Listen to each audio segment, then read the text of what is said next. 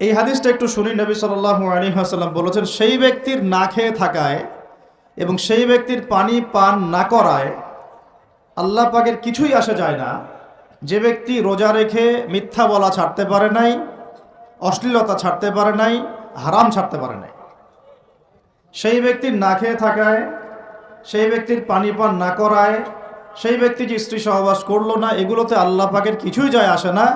যে ব্যক্তি রোজা রেখে মিথ্যা বলল, অশ্লীলতা প্রদর্শন করলো, অথবা গীবত করলো, অথবা আল্লাহ পাকের কাবায়ের ফাওয়াহিশে লিপ্ত হলো, তার মানে কুতিবা আলাইকুমুস সিয়াম কামা কুতিবা আলাল লাযিনা মিন ক্বাবলিকুম লাআল্লাকুম তাত্তাকুন, এটা অর্জন করতে হলে রোজা রেখে আমাকে আল্লাহ পাকের সমস্ত হারাম ছেড়ে দিতে হবে।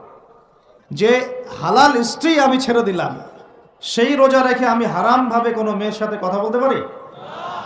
অ্যাফেয়ার করতে পারে? কফি শপে বসতে